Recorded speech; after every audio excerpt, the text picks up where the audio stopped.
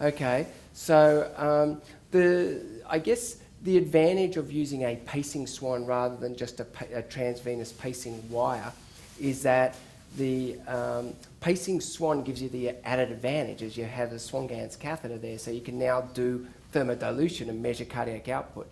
So in some of our critically ill patients, particularly the ones that maybe come up from ED that are septic and shocked, they might be already on beta blockers or something that's knocking their rate down, and we're having difficulty managing their shock state because of the bradycardia, and we want to pace them and we want to know their cardiac output at the same time. This is the times that I would be thinking about putting a pacing swan in. Okay, it's not the sort of thing you want to do if you've never put a swan in before, but for me, using and inserting quite a lot of swans, I find this really easy. It's great bit of kit. I guess the other things I should say about it is that the normal swan, just thinking about some of the questions from the other group that we'll get out there early, is the cost of a pacing swan is about $200 compared to a normal swan, which is about $70. Okay, and you've got the pacing wires that go with it. The alternatives to putting a pacing swan in would be just to use a transvenous wire with a balloon on it, so like a central line really, which you would put down just like a central line, blow the balloon up, and then advance that central line further than you do your normal 15, 16 centimetres out to sort of 20 centimetres or so, transducing a pressure, and it'll cross the tricuspid valve and go into the right ventricle, and you can just pace down it, okay? So that's quite a simple technique, and if you're putting central lines in, it's a nice way just to float a central line straight across the tricuspid valve and get venous capture. But of course, you're not going to get the cardiac output that you might want to use to guide your therapy in that setting, if that makes sense. But in a retrieval, or if you're in the back of nowhere and you haven't put in many swans, I reckon that's a really good option. And we do have one here we can look at the end if you're interested in seeing that. But the other option, obviously, is just to put in normal transvenous pacing wires under II. But you've got to go to somewhere like, I don't have II in my ICU. I'd have to go to cath lab or something. So you've got to move your patient, go to cath lab in the middle of the night, and you'll get some pacing wires put in, through the groin or the IJ. And then, of course, you don't get the cardiac output either. So that's why I'm sort of putting in pacing swans, is because I've got a sick patient. I don't want to move them to the cath lab. I can do it myself. I don't need the II, and I'm going to get the cardiac output information with it. Does that all make sense? And you can have atrial and ventricular pace. And you can pace both the A and the V. Thank you, Lindley, another ICU nurse, so not afraid to correct me because she works with me, so please don't slap me though. No, it's very good. Thanks, Lindley. So for those of you who haven't put in many swans recently, can we just run that animation, Sarah, please, just quickly? So I'll take you through the animation of floating the swan in. And what we do here is that normally when we're floating the swan, the most important thing is that we have the tip of the swan connected to a transducer so that we're watching the pressure waveform. So we blow the balloon up, we advance it. You can see that you've got down in the right hand insert there, an atrial lead. And as we cross that tricuspid valve, we go from right atrium to a right ventricular waveform. That's what we expect to see. And as we work our way up, and it's lovely the way this swan does exactly what you want it to do. Never does this when you want it to. But look at it, it's going to cross the pulmonary artery and we'll get the diastolic pressure waveform in, okay? And so as that advances out, that balloon is going to wedge in the pulmonary artery. I don't tend to do wedge pressures other than just on insertion here. And as it occludes, we get the occlusion pressure or wedge pressure, and there's our swan in place, and we'd let the balloon down at that point. So just while we're thinking about that graphic that we show, what's quite interesting is see how the swan's coming back a bit there. That's where we'd normally leave it. What we're going to do with a pacing swan is the pacing swan, as you can see here, is a little bit different to the other swans that we normally have.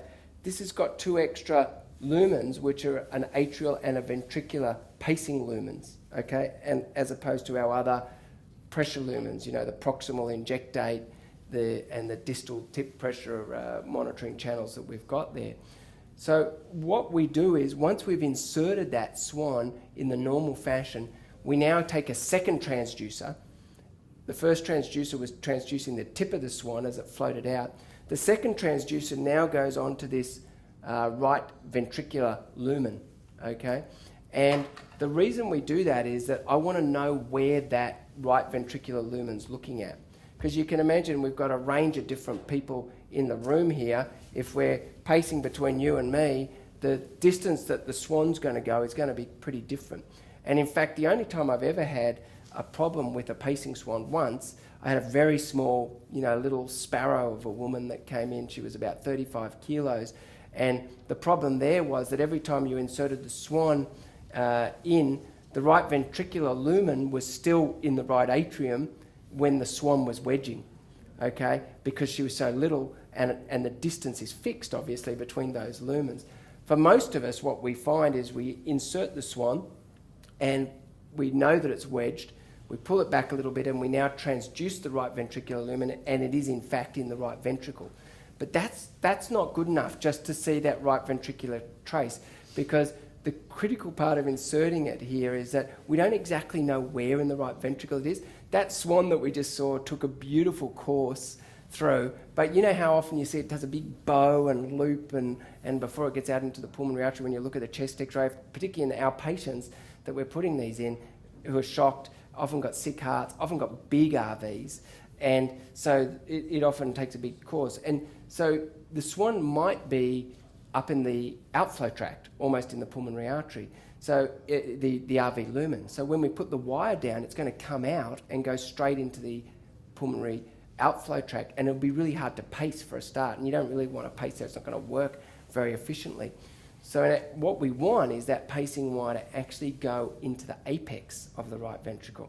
And the way we can do that is when we're transducing that waveform, we pull the swan back with the balloon down, of course, and as we pull it back, we watch the trace. And at a point where that RV lumen crosses back into the right atrium, so it's just going back across the tricuspid valve, we lose the RV trace and we go back to right atrial.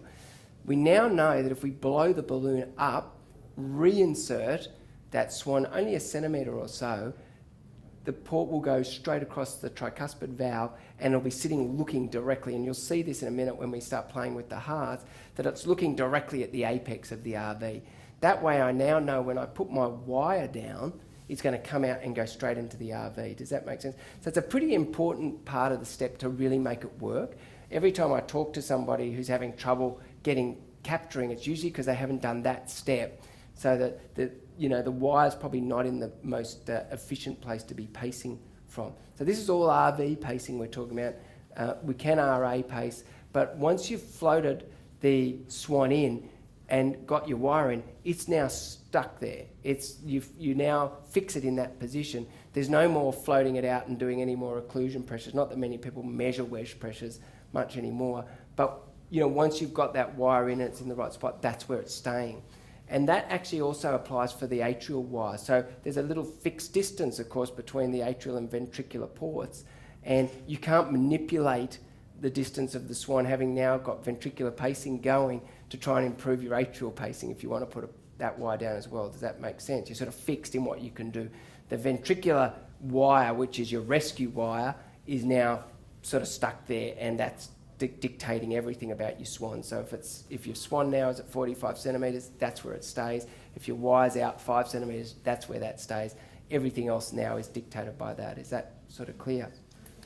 So we'll just, when you pick the heart up so that you can practice and orient yourself a bit, we've cut a hole here across the ventricle, okay, so that we're going to be able to see the ventricle, and you can see in there the tricuspid valves. Everybody happy to see that? And what's good about that is that allows me to cheat and work out where the SVC is, okay? So that's going to help me a little bit. So that's SVC coming up. I guess we'd imagine that's where it is, because that's the atrial appendage, on the right atrial appendage there. You guys happy with that? There's my finger sticking up there. The first thing I would do normally is, as we did, we're going to float our swan in, and we're going to sort of usually want to do that. Let me just double check my hole there. Up here. We want to, Actually, someone put that down from the top end for me. There, thank you.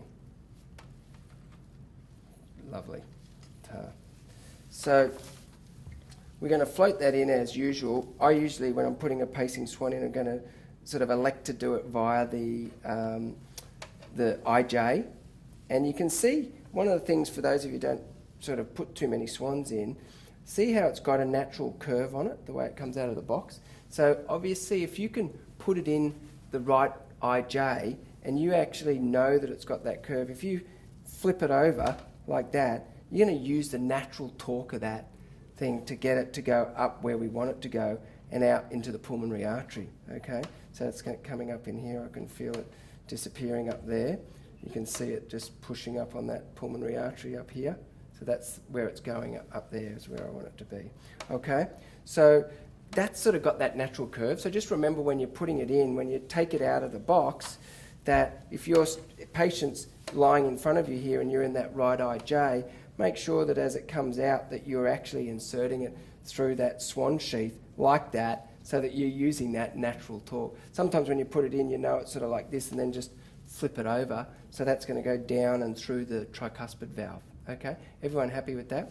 So once we've got our swan in position, I'll just show you this outside the heart, we're going to connect up a wire, which you can see here, that comes in this kit.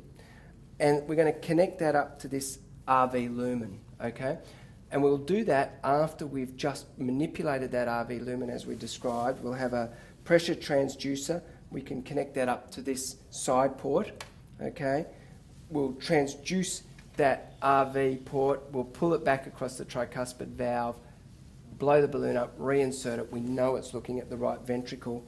We can then have our wire connected up, and you'll see that this wire, it's actually really long because it has to be as long as the swan is, and you'll notice that it changes from being a green colour to a white colour, okay? Now that marker where it changes colour from green to white, when that white colour change matches up with the 0 point on the RV lumen, that's when we know the swan, the wire is at the tip of the RV lumen. Does that make sense? So it's quite neat like that.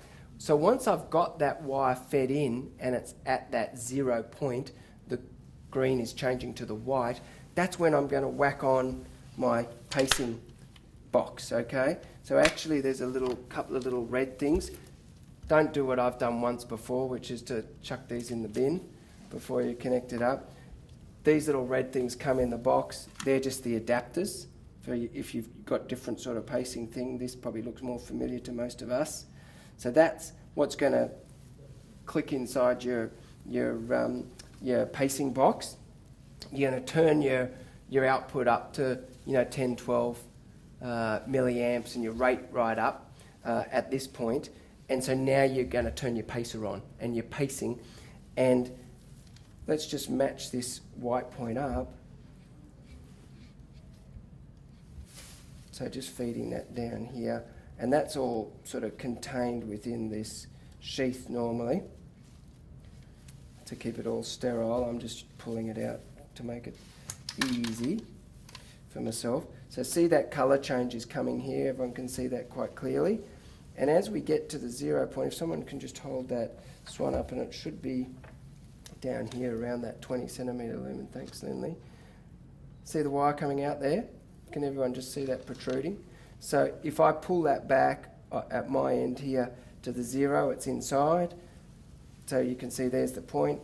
I'll just advance it a centimetre or so, and I think the tips, I can just see it coming out there now.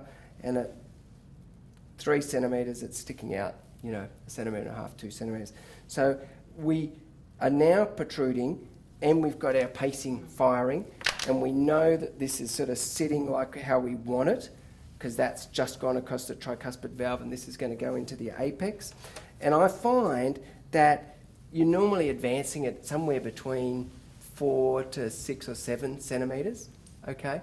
And then you suddenly start getting capture, all right? And it's a lovely little soft tip on the end of it for you guys when you play with it. But you've then got electrical capture at least, and you want to see obviously that you've got mechanical capture.